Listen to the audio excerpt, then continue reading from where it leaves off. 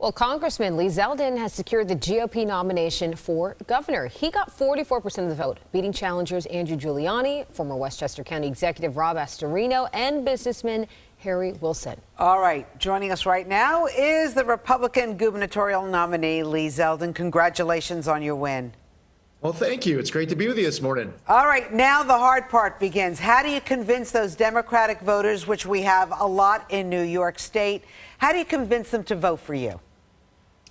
We have obviously millions of Democrats and also millions of voters who aren't Republicans or Democrats. And I feel like all New Yorkers, really from all walks of life, are concerned about their breaking point. They're concerned about the direction of this state. They feel like we could be doing more to secure our streets and our subways, our homes and our businesses. We can make life in New York more affordable. I would, as my first act as governor, fire the Manhattan District Attorney, Alvin Bragg. It's within the constitutional authority and I would say constitutional duty of the governor of the state of New York to fire a DA who refuses to enforce the law.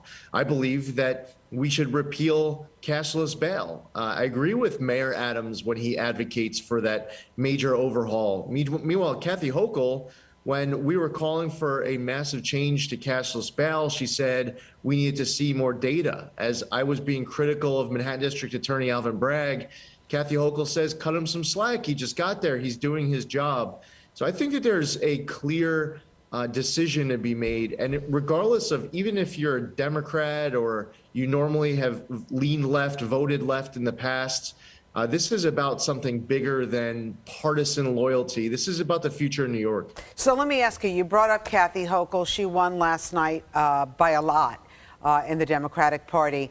Is it just bail reform that you have a problem with Kathy Hochul?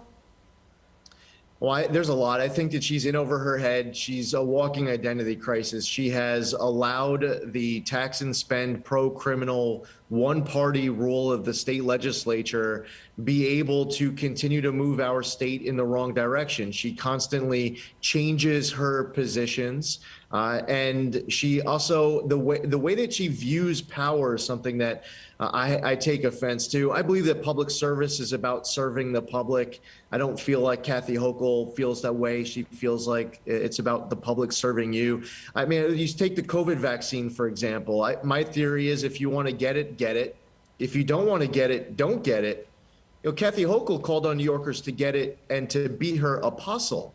She did she gave a remark in front of the New York State Association of Counties, and she referred to herself as the mother of New York's 62 counties.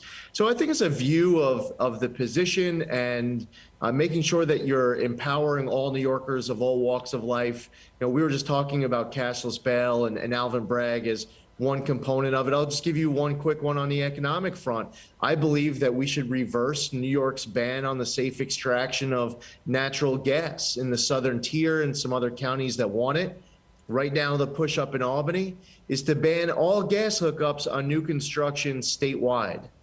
We really have an opportunity here to create jobs and generate revenue and drive down energy costs. But we need the right policies to get it done. Oh, and I believe that we can enact the largest tax cut in the history of the state, and I feel like we have to in order to make life in New York more affordable. Yeah, I know a lot of people would appreciate something like that. Now, you mentioned DA Alvin Bragg removing him from day one, but that is a process. So how would you go about that? How long would that take?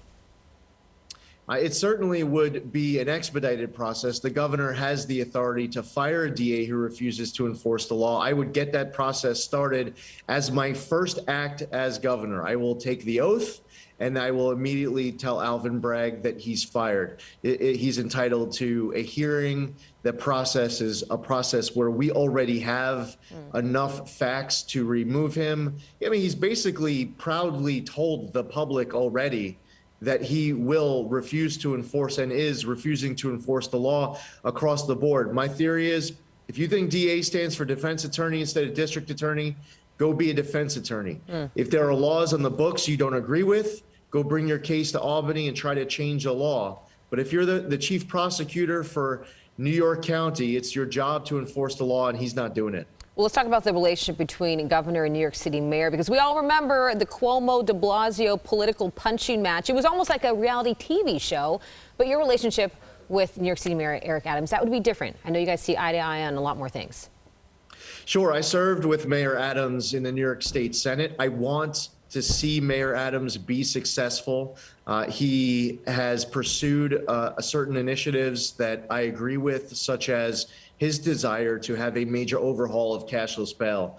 He's had his own party attack him personally for his desire to want to make the streets of New York safer by enacting that major overhaul.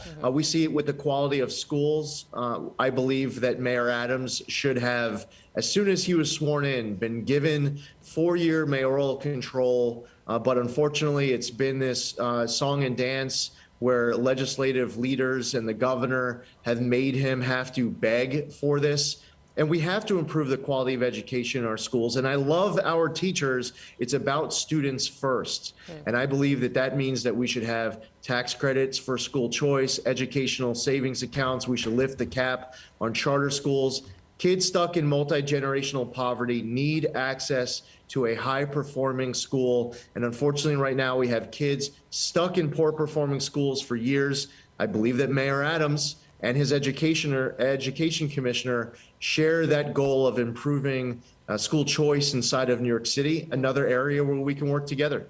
All right, I know we got to go.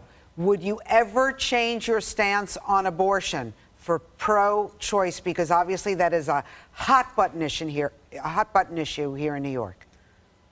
So the law in New York, they've already codified far more than Roe. And while I'm pro-life, I found that a lot of people who consider themselves to be pro-choice agree with me that we can find common ground on some of these issues. For example, we shouldn't have legalized late-term partial birth abortions or non-doctors performing abortions. We can promote informed consent, parental consent. We should be doing more to promote adoption.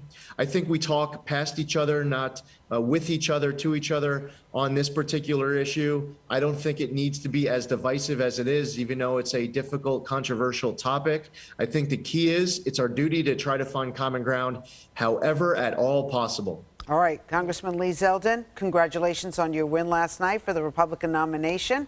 We'll be talking more to you in the days to come. I look forward to it. Take care.